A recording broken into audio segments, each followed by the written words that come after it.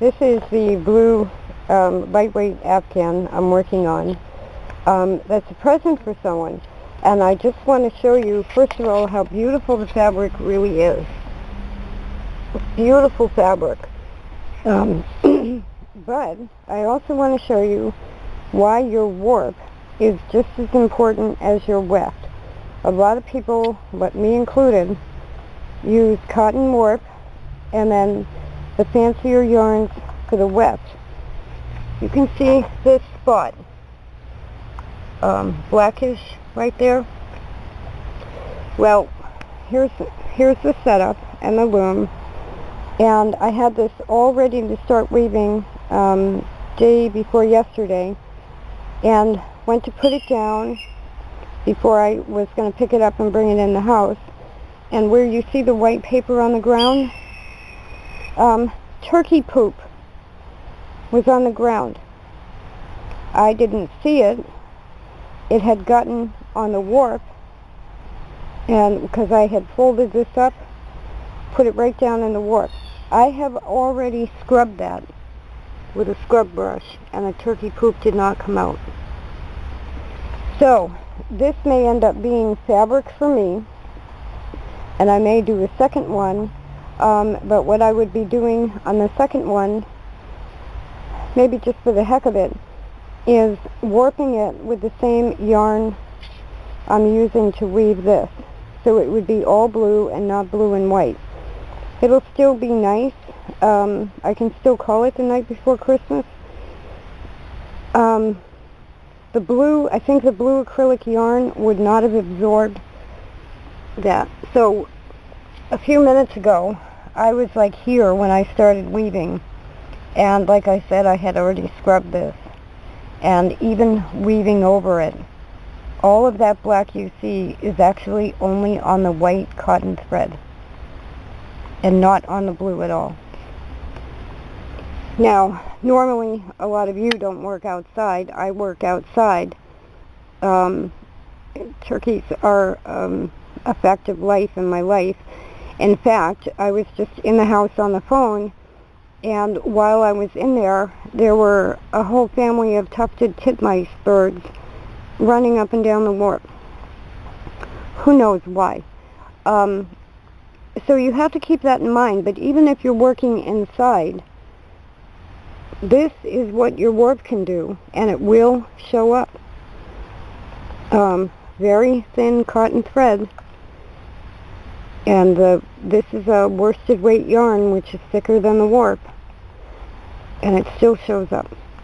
So that's one thing. Now the other reason it's worth setting up a 3-foot backstrap loom is fabric. And the reason, when I was on the phone, a friend of mine said, "Are you sure you want to keep bothering with this now that it's kind of ruined?"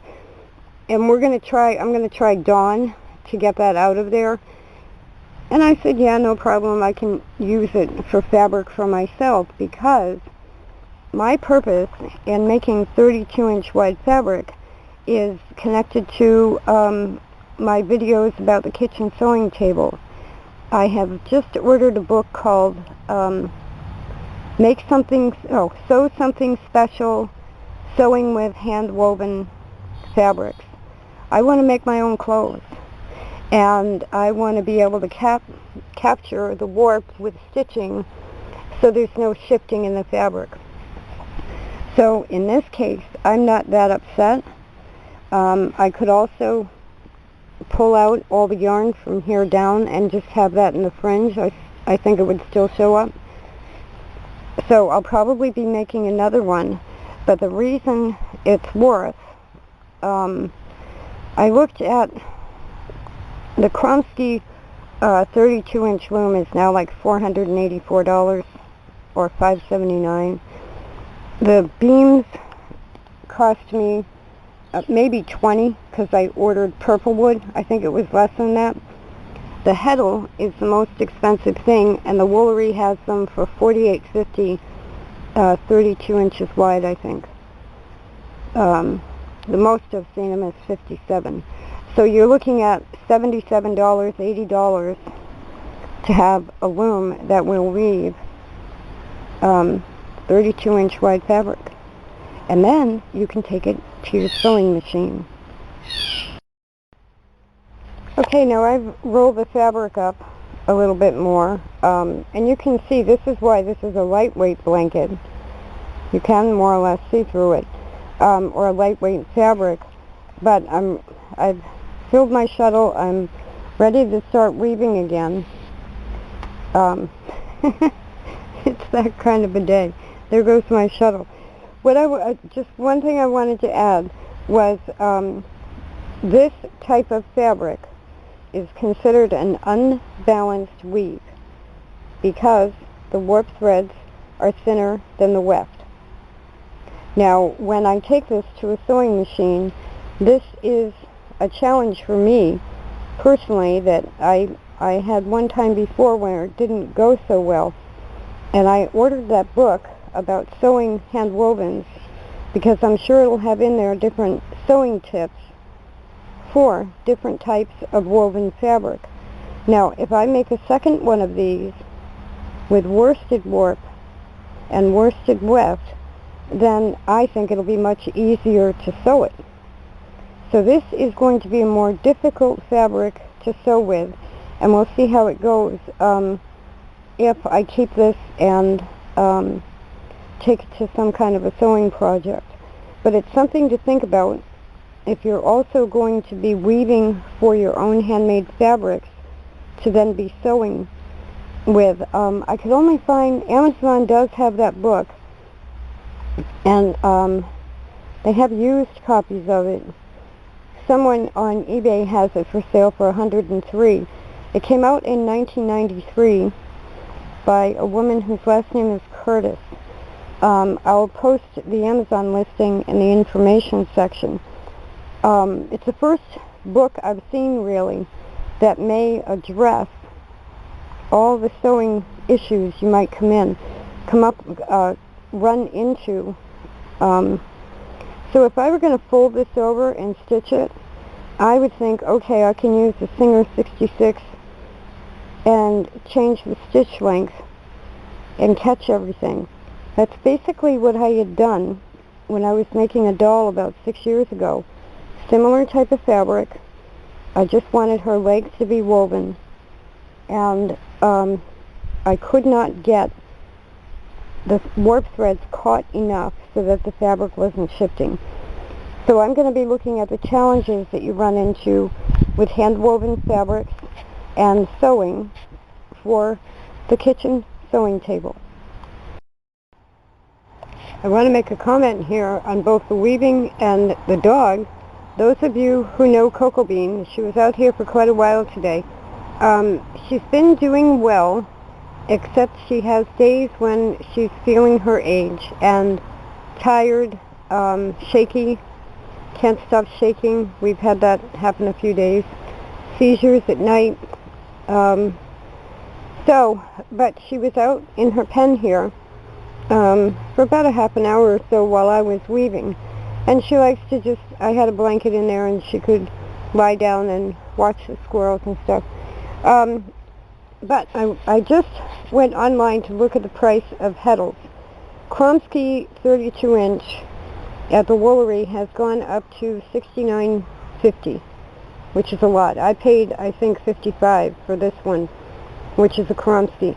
Ashford has them 32-inch long, but this is an 8-dent heddle, either 7.5 or 8. And they don't have 12-dent heddles in Ashford in 32 inches. And the reason I'm bringing that up is fabric. So this, again, is a very nice fabric, but it's a little bit thin. If I were going to make a shirt, I could make a vest because I'd have something on underneath it, but it wouldn't quite be warm enough for me to wear as a shirt. So I would have to go from an 8-dent heddle, there's no 12 in 32-inch, I'd have to go to a 15-dent heddle, which is fine. That would make a very finely woven fabric. $48.50 for the heddle is not bad. But two things that adds to this type of weaving. The number of warp threads goes from this one at 8 dent or 7.5 has 256 warp threads. A 15 dent heddle, the same width, has 480. So you're going to double your warping time if you go to a tighter heddle. And the other thing I want to mention is that some of you may have seen my video on how to set up Navajo weaving with beams, and you know, they're like 3 feet apart or however long you want the rug apart, and you go back and forth and preserve the cross and everything. When I set out to do a Navajo style weaving, it's a spiritual thing, and even though I'm not Navajo, I'm Native American, but I'm not Navajo, you have to do the whole thing with respect that you're walking in someone else's path. And so I plan on, okay, if it takes me 3 hours, that's nothing to warp a rug loom. You have to, and I mean me too, this is the same thing. Not with the Navajo influence, but a 15 dent heddle and 480 warps means at least 2.5 hours to warp and thread the loom, maybe 3. And you have to do it with the care of making fabric, fine fabric. Next time you go to a fabric store, look at their finer hand-woven wool, and you'll see the quality of woven wool fabric. And that's kind of like the ultimate goal, because wool kind of gives you a hard time, even commercially, and it has to drape well, and it has to sit well, and there are so many things into tailoring with fine wool. And if you look at that fabric and then compare it with what you're going to be doing on a backstrap loom, a 15 dent heddle with 480 warp threads is really nothing. And so a project like this, instead of taking, say, 2 hours to warp it and another 2.5 to weave the whole thing, you're looking at 3 to 4 hours to warp it if you do it slowly and with care and everything, and then another 2 hours. So it's going to add time to what you're doing. It won't quite double it, but almost. But what you gain with doing things that way is a respect for fabric, which then when you take it to your sewing machine, you're going to pay more attention to how you're sewing it and how you're tailoring it and how you're shaping it, because you know where it came from. And it's more than being self-sufficient. It's being a designer, being creative, being expressive. So don't be afraid to get a 15 dent heddle. When I saw 480 warps, I went, but don't be afraid to do it. Here is the finished fabric, the lightweight Afghan couch throw for my family for Christmas, and it came out about 30 inches wide, and I stopped at 70 inches, so it's 70 by 30. It's a good size, just a comfortable lightweight throw to throw over you, and the fabric came out, it's beautiful. It's almost shimmery, and that's just cotton and acrylic. It really came out nice. There's the stain, and now that it's off the loom, I just took this off the loom a few minutes ago, and now it's time to see if that will come out. But if it doesn't come out and I end up keeping it, this is basically 2 yards of fabric. Now, I used only about, I would have only had to buy 2 skeins of blue yarn to do this. And I started with like an 80 inch warp, 85, maybe a little bit longer. So I had originally said in another video I would probably buy 4 skeins. If I were doing the warp and the weft, I would definitely buy at least 4 skeins. But 2 if you're using a cotton warp. It's done. The camera's not showing the real color blue. I don't know why. But that's where the stain was, and it's gone. Dawn dishwashing liquid. I took a little Dawn, rubbed it into the stain, let it sit for 10 minutes, and then washed the whole item. Ta-da!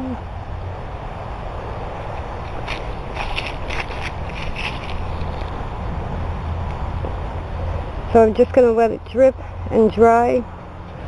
Go over the fringe again, maybe. Even it out on one side. 2 yards of fabric. Easy to do. Now here's something to end this video with. I am rewarping the 36-inch backstrap loom and the 32-inch heddle, and this time I'm using the same blue yarn, and it's Super Saver acrylic yarn in the color blue. It's a beautiful blue color that the camera makes it look a little aqua-ish. It's not. It's beautiful blue. It's the same color as a blue tarp. It's a deep, clear blue. But anyway, I have used, this is an update on the yarn usage.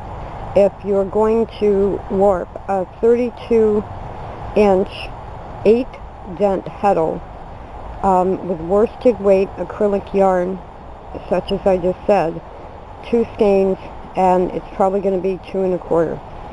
I'm not quite halfway through the heddle, and I have just finished 1 full skein, and that's a 7-ounce skein. So 2 1/4 7-ounce skeins of Red Heart Super Saver acrylic yarn to warp this heddle on a backstrap loom. So I had bought 6 skeins. I was going to make a sweater. I had bought 6 skeins, so this will be 2 1/4. Probably to weave it, I won't need more than 1, but so I would say if you're going to do this, at least buy 4 and possibly 5 if you don't mind buying extra and having it extra if you don't need it. It's better to buy it all at one time and then have it extra. Even though there's no dye lots with this yarn, I have noticed a slight difference in the pinks. So a friend has given me a tarp. The tarp is 5 by 7. I have tarps, and I told her I had tarps, but she said, oh, I'll give you a tarp. So I now have a tarp for workspace. It's 5 by 7, and this is going to be